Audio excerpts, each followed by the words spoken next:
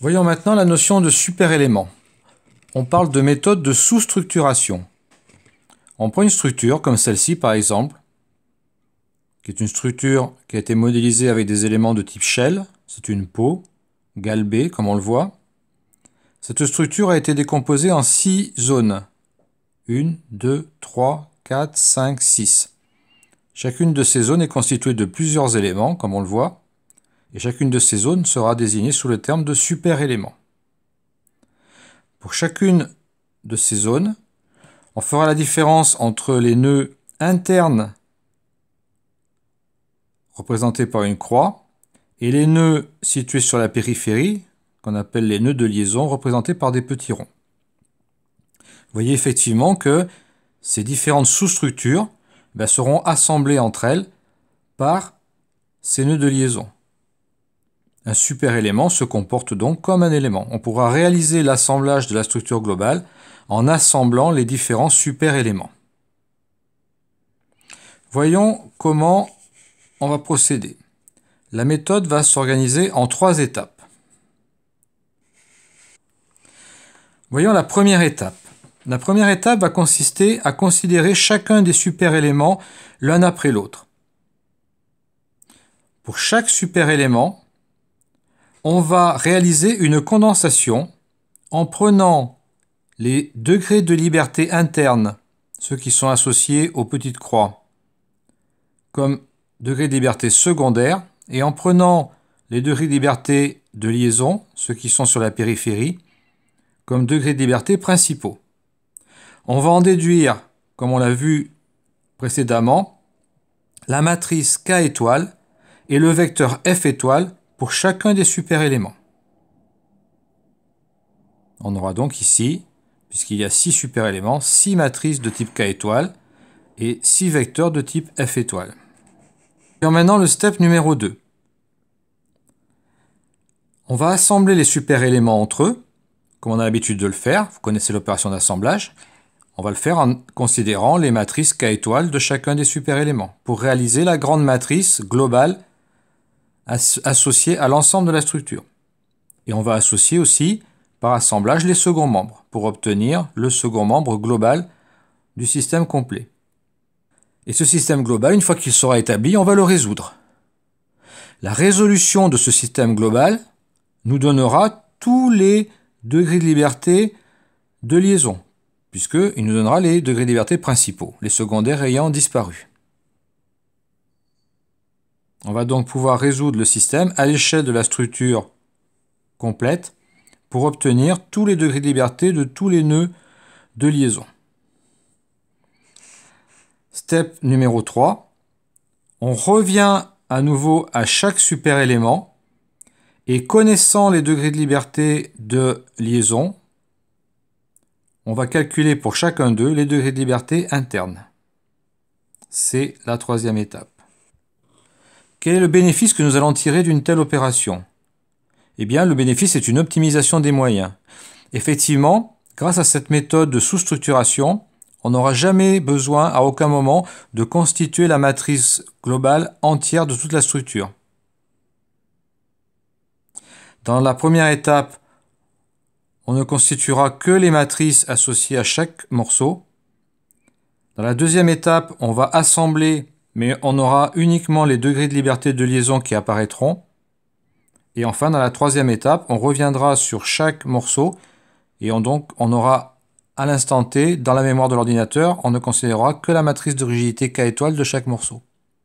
Autrement dit, vous voyez, avec cette méthode de sous-structuration, eh bien, on est capable de passer une très grosse structure sur une petite machine. Considérons une structure complexe. On va décomposer cette structure complexe en différents super-éléments. Par exemple, la pointe avant, puis ensuite différents tronçons, puis la voilure. On va considérer la pointe avant. Les nœuds de liaison seront considérés comme principaux. Les nœuds internes comme secondaires. On va obtenir la matrice K1 étoile de la pointe avant. Ensuite, on va considérer un tronçon, le tronçon suivant. On va retrouver ici les nœuds de liaison. Les nœuds internes seront condensés et on obtiendra la matrice K2 étoile ici de ce tronçon. Même chose pour la voilure. On dispose donc des matrices K étoile pour chaque super élément, ce qui permet, par assemblage, comme vous savez le faire, d'obtenir la matrice globale. Ici, on aura tous les degrés de liberté principaux, à savoir les degrés de liberté de liaison, et le second membre, lui, sera assemblé à partir des vecteurs F étoile associés à chaque tronçon, comme on l'a vu dans l'exercice précédent. L'avantage de ce système, c'est qu'il est réduit aux seuls degrés de liberté principaux, et donc il ne prend pas énormément de place en mémoire. La résolution va nous donner tous les degrés de liberté principaux. Une fois que ces degrés de liberté principaux seront calculés, eh bien, on revient à chaque super élément pour calculer les degrés de liberté internes. On peut donc, grâce à cette méthode, envisager de calculer une structure de très grande dimension sur une machine dont les capacités sont très modestes. Le nombre d'opérations à exécuter est évidemment beaucoup plus important, mais il n'y a plus de limite en termes de capacité de mémoire. Un autre avantage de cette méthode est de pouvoir gérer ce qu'on appelle une analyse globale locale. Imaginons une structure complexe et supposons qu'on s'intéresse uniquement à une zone particulière qui sera donc la zone à étudier, peut-être par exemple parce qu'il y a un dommage ici et qu'on veut effectuer une réparation. Toute cette partie-là sera maillée en utilisant donc un modèle de type GFEM, c'est-à-dire un modèle global avec des éléments de grande taille, de l'ordre de plusieurs centimètres, voire plusieurs dizaines de centimètres, dans lequel beaucoup de détails seront ignorés, comme les fixations par exemple. Et puis la zone à étudier, elle, au contraire, fera l'objet de ce qu'on appelle un modèle élément fini détaillé, avec des mailles de l'ordre de quelques millimètres, et puis une représentation précise des fixations, des éléments de liaison, etc.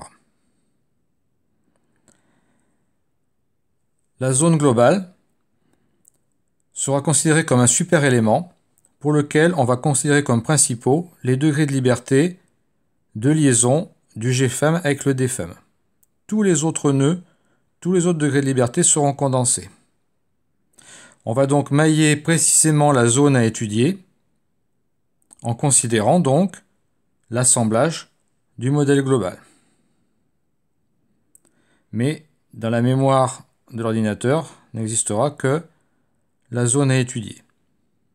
Si les densités de maillage étaient les mêmes dans le modèle global et le modèle détaillé, eh bien évidemment on retrouverait le même résultat que celui obtenu sans utiliser la notion de super-élément. Mais comme vous l'avez compris, l'avantage ici est d'avoir une densité de maillage beaucoup plus importante dans la zone DFEM.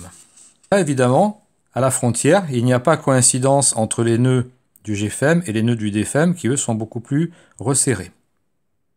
Il va falloir donc faire ce qu'on appelle du sewing, c'est-à-dire du couturage entre la frontière du GFEM et la frontière du DFEM. Pour tous les nœuds qui coïncident, on va utiliser ce qu'on appelle du RBE2 coupling, c'est-à-dire qu'on va créer des RBE2 nœud à nœud par couple.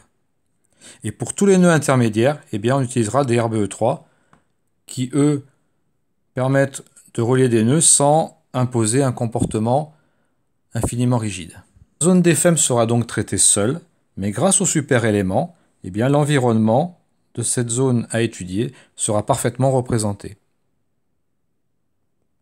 Le prochain cours, qui sera le dernier, eh bien, nous verrons un ou plusieurs exemples de mise en œuvre des super éléments. Ce sont des exemples qui correspondent à des exercices posés à l'examen.